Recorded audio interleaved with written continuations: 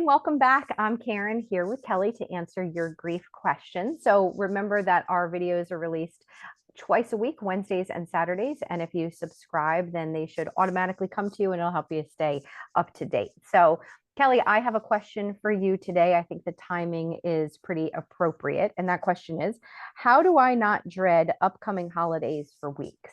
Yeah, it's such a valid question because we are in that holiday season, right? I think the beginning of fall is when we kind of start that and we kind of start anticipating all of these holidays, Halloween, Thanksgiving, Christmas, Hanukkah, even New Year's, right? And so I think personally for me, what it comes down to is mindfulness, just being in the present moment, just taking it day by day, not trying to look too forward in the future, because when we live in the future, that's when we live with anxiety, right? And Mhm. we can start overthinking it. One of my clients mentioned the other night, which I think was a really valid thing. She said, Thanksgiving, I'm okay with because, it's just one day. She said, but Christmas, I'm struggling with because it is like, it's weeks of like this anticipation of it, right? And she's like, and everywhere you go, there's reminders of it. And I think that's what makes it so hard is that there is, you go to the grocery store, even just to get regular groceries, and then there's all the holiday stuff out there, and maybe the Christmas trees are outside, or, it's just there's a lot of reminders in this time of year. And so I think it's going back to mindfulness, just be here now, be in the present moment, and just take some self compassion for yourself, be kind to yourself, and choose what you want to do. Yeah. No is a complete sentence. Yeah. And you don't have to say yes to things that you don't want to go to and you don't want to be involved in. Right. Yeah. And just, find what works for you. This year, you may say, I don't want to celebrate any holidays, and that's okay. You may want to try again next year, and that's okay.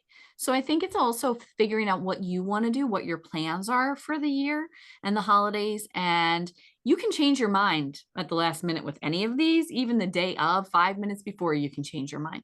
But I do think sometimes having an idea of what you want, what are the traditions that you want to keep, what are the traditions that maybe you want to change.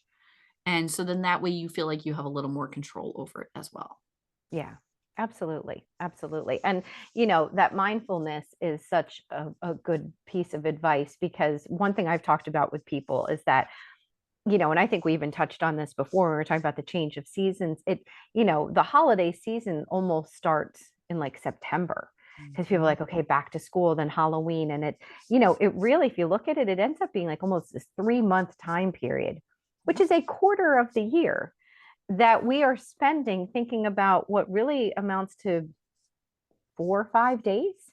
Mhm. I mean, if we're really talking about it, Thanksgiving, Christmas Eve, Christmas Day. I mean, if we're talking Hanukkah, then we have a few more days and New Year's, and there's other things, but still, for a lot of people, it's a 3 month time period, or at least a 2 month time period that we're really talking about a few different days that you're really focused on. So that's where we have to just kind of focus on. I think having a plan is important. Generally be thinking about how you're going to get through it, reminding yourself that you have survived everything up to this point so far. You don't want to have to do these things, but you will be able to.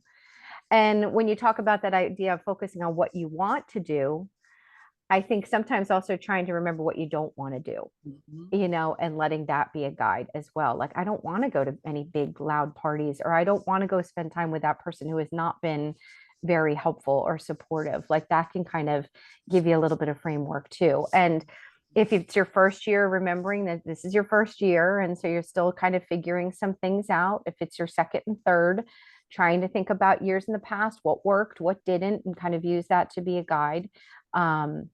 But I think, it's the idea of this dread settling in and taking over all the days leading up to it. And it's hard enough getting through the days without having to suffer through everything leading up to it as well.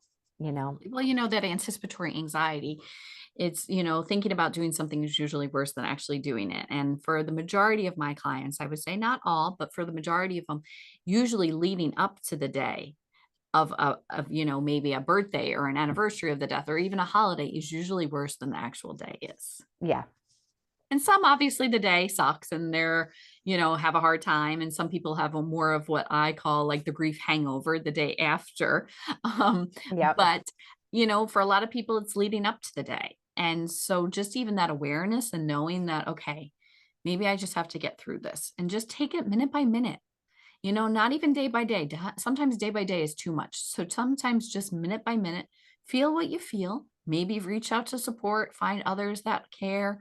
I know my coping with the holiday groups are always very full because there's a lot of people out there struggling. The holidays don't necessarily mean it's a happy time for everyone.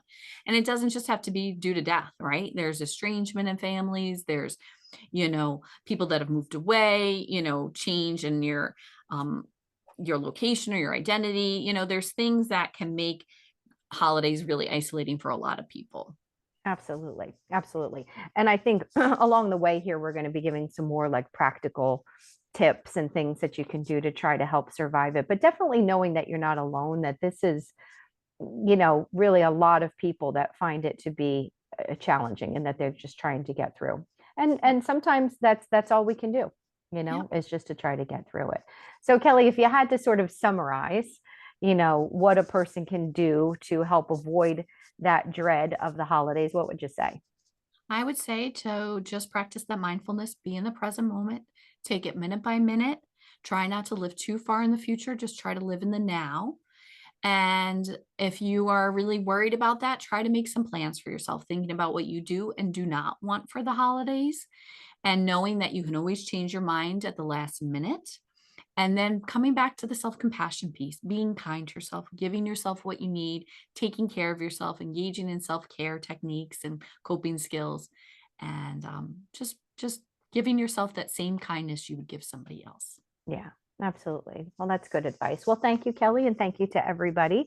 As we said, we'll be back with, probably a lot more on these holiday topics. So make sure that you're subscribing and staying tuned. We'll be here every Wednesday and Saturday. Kelly, I'll see you again. Thank you. Thank you.